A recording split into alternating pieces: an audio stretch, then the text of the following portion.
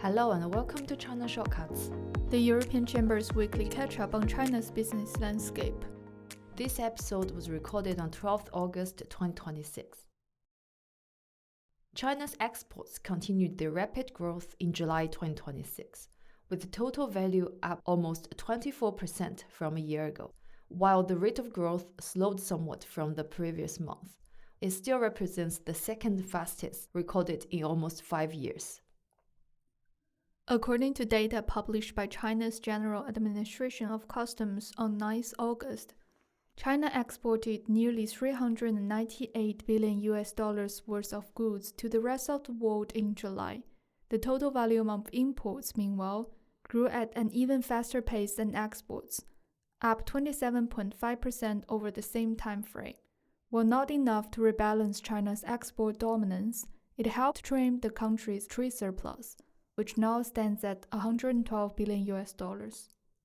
Exports of high-tech products rose over 50% compared to a year ago, with their total value edging closing to $120 billion.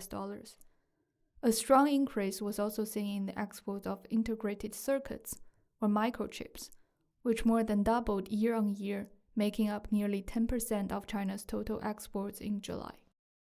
It is concerning that while the trade imbalance had been brought up during high-level dialogues, China's customs data shows that the country's trade surplus with the EU continued to widen in July to nearly $34 billion, up 2.7% from June.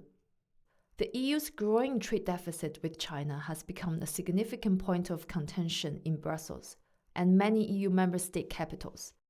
During bilateral talks last month, European Commissioner for Trade and Economic Security and Interinstitutional Relations and Transparency, Maroš Šefčovič, warned his counterpart, Chinese Minister of Commerce Wang Wentao, that the current situation is not sustainable.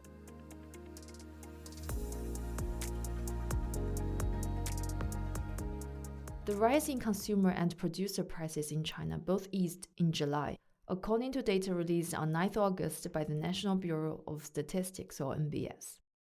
China's producer price inflation slowed to the lowest rate recorded in 3 months, at 3.5%. This was predominantly driven by cost-push inflation rather than rising demand, as rising input costs, including for oil, gas, chemical materials, and non-ferrous metals, continued to put pressure on producers' margins. July's consumer price index registered a 0.5% increase year-on-year, decelerating from June's 1% growth. According to an official readout from the NBS, the slowdown was primarily driven by slower gasoline price growth, which rose by only 1%, with the growth rate declining by 16 percentage points compared with the previous month. On 22nd June, the National Development and Reform Commission, along with 3 ministries, jointly released implementation measures related to renewable energy consumption, which came into effect on 1st August 2026.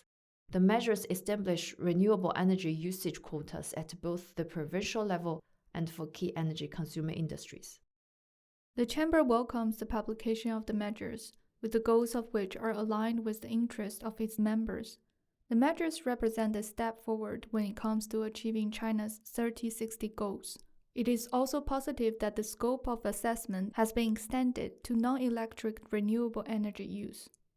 At the same time, there is still a need for further clarification on which categories of biofuels are within the scope of the measures.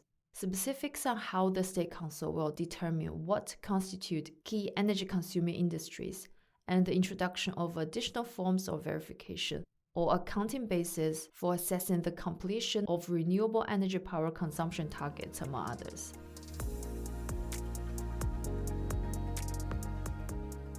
On 5th August 2026, China's Ministry of Commerce opened a national security investigation into imported office equipment with printing and copying functions that feature foreign system software.